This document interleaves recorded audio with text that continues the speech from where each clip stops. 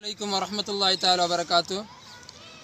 मेरे प्यारे Urdu Islamic media के नाज़रीन, मैं आज बीजापुर में इब्राहिम रोज़ा के करीब हूँ। देखिए इब्राहिम रोज़ा। आज मेरे साथ आसिफ चर्चान है। ഇബ്രാഹിം റോസ ബീജാപൂർ की मशहूर जगह में से एक है। ഇപ്പോൾ ഞങ്ങളുള്ളത് ബീജാപൂരിലെ ഇബ്രാഹിം റോസയുടെ അടുത്താണ്। इब्राहिम रोज़ा बहुत अच्छी जगह है। इसके आगे पीछे अंदर वगैरह गार्डन वगैरह है। नई नई जगहों को देखना और उनके बारे में जानना एक अच्छा तजुर्बा है ना। अगर आपको मेरी ये वीडियो पसंद आई तो लाइक करें बहुत है और सब्सक्राइब करके हमारी चैनल फॉलो करें। ये एक यादगार है, उसके साथ इसके अंदर एक मस्जिद भी है। जब हम इसके अंदर गए तो एक बिल्डिंग के अंदर कब्रें और दूसरे बिल्डिंग मस्जिद थी। बीजापुर के बारे में सीखते तो बीजापुर में बारे में हिस्ट्री में देखते तो समझ में आता है कि पुराने ज़माने में बीजापुर में आदिल शाहियों की हुकूमत थी।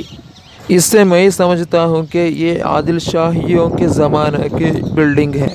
इसे वाज़ी डिज़ाइन और वाज़ी अंदाज में बनाया गया है। अब हम इसके अंदर जा रहे हैं। इधर इसका डिज़ाइन वगैरह देखिए, വ്യത്യസ്തമായ രീതിയിലും വ്യത്യസ്തമായ ഡിസൈനിലുമാണ് ഈ കെട്ടിടം പണിതിരിക്കുന്നത്। ഞങ്ങളിപ്പോൾ ഇതിൻ്റെ ഉൾഭാഗത്തേക്ക് കടന്നിട്ടുണ്ട്। നിങ്ങൾക്ക് ഞങ്ങളുടെ ഈ വീഡിയോ ഇഷ്ടമായെങ്കിൽ ലൈക്ക് ചെയ്യുക, അതുപോലെ സബ്സ്ക്രൈബ് ചെയ്ത് നമ്മുടെ ചാനൽ ഫോളോ ചെയ്യാൻ മറക്കരുത്।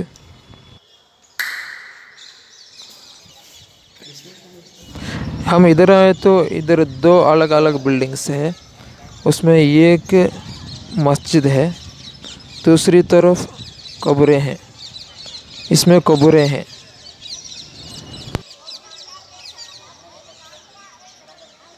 अगर आपको मेरी ये वीडियो पसंद आई तो लाइक करें और सब्सक्राइब करके हमारा चैनल फॉलो करें।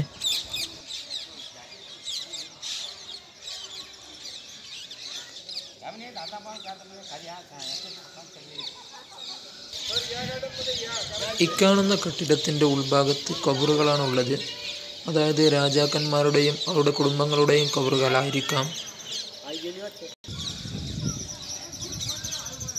ഇത് മസ്ജിദാണ്. ഇപ്പോൾ നിസ്കാരങ്ങളൊന്നും നടക്കുന്നില്ല. പഴയ മസ്ജിദാണ്. ഇതിൻ്റെ പുറത്തും ഉൾഭാഗത്തും ഗാർഡനുകളും മറ്റു ചെടികളും വെച്ചുപിടിപ്പിച്ചിട്ടുണ്ട്.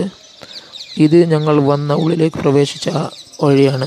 ഇതിനകത്ത് ഒരു നല്ലൊരു അന്തരീക്ഷമാണ്. ഒരുപാട് ടൂറിസ്റ്റുകൾ വന്നുകൊണ്ടും പോയിക്കൊണ്ടും ഇരിക്കുന്നു. ഇപ്പോൾ ഞങ്ങൾ ആ പള്ളിയുള്ള ഭാഗത്തേക്ക് കയറിക്കൊണ്ട് പോയിക്കൊണ്ടിരിക്കുന്നു. ഇവിടെ ഒരു ഹൗദ് പോലൊന്ന് കാണാം ഇതിൻ്റെ മുന്നിൽ. ഇതാണ് ഇവിടുത്തെ ഖബറുള്ള ഭാഗം. ഖബറുകൾ കാണാം അവിടെ. ഇത് ഹൗദ് എന്ന് തോന്നുന്നു.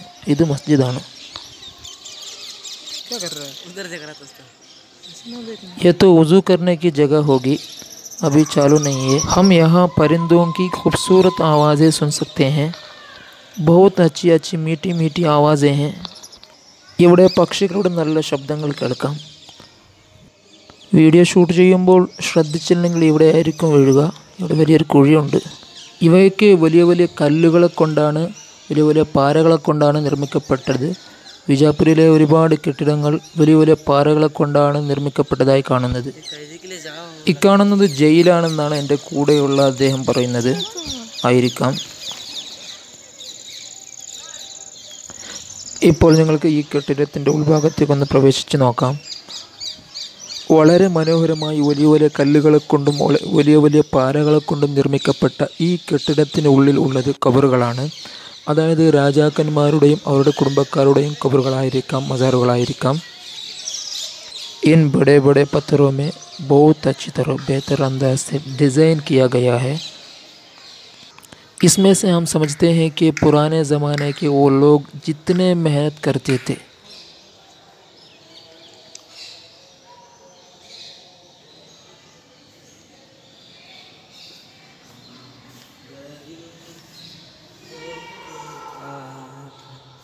हेलो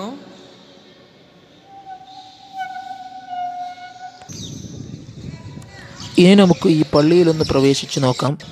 ഇതും വളരെ മനോഹരമായി കല്ലുകളെ കൊണ്ട് തന്നെയാണ് നിർമ്മിച്ചിരിക്കുന്നത്. ഇതാണ് പള്ളി. अब हम मस्जिद की तरफ जा रहे हैं. यही है मस्जिद. बड़ी बड़ी पत्थरों से बनाई हुई बड़ी मस्जिद है. बहुत खूबसूरत, बहुत अच्छी मस्जिद है. പഴയ കാലത്തെ ഒരു വിശാലമായ ഒരു ഭംഗിയുള്ള നല്ല മസ്ജിദായിരിക്കാം. ഇപ്പോൾ നിസ്കാരങ്ങളൊന്നും നടക്കുന്നില്ല. ഇപ്പോൾ കാണുമ്പോൾ തന്നെ അത്ഭുതമാകുന്നുണ്ട്.